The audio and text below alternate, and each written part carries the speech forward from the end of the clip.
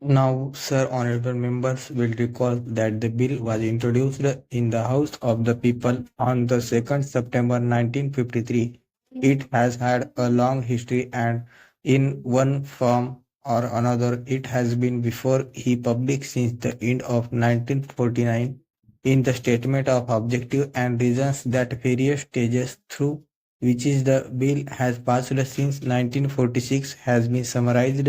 and I need not recapitulate on this occasion the circumstances in which the then government of India took the decisions in early 1946 to initiate an inquiry into the reform of our company law. I would remind honorable members that between 1946 and 1948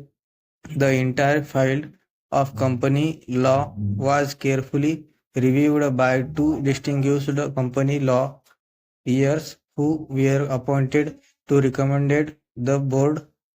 line on which the present act should be revised. Their recommendations were examined in the then Ministry of Commerce and certain tentative departments view which emerged were circumstanted in a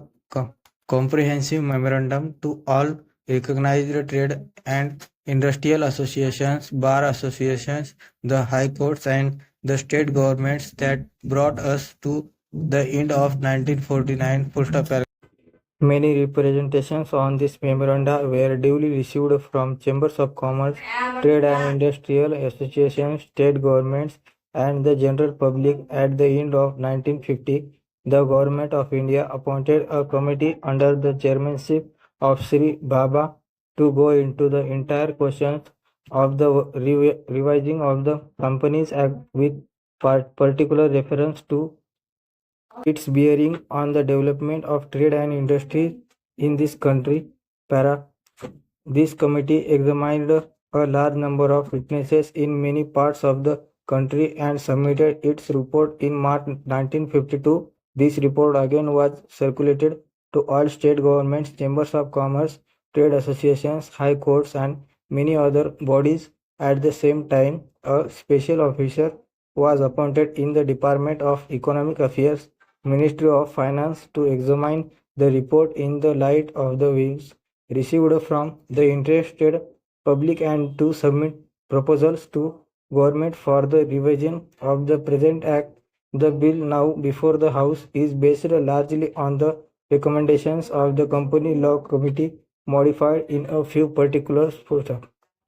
Honorable members will notice that so far as public relations go, the bill has covered adequate ground in a measure like the Companies Bill, however, which covers the entire fields of the operation of joint stock companies. The limits of consultation and discussions can never be exhausted, and I would like to inform honorable members that although the bill was introduced in Parliament over 7 months ago, our officers have been engaged throughout this period in further studies in and informal discussions with the interest concerned, and on occasion I have also participated in such discussions. I have also given some further thought to some of the issues arising out of the bill, and I propose at the appropriate stage to bring before the select committee and changes in the previous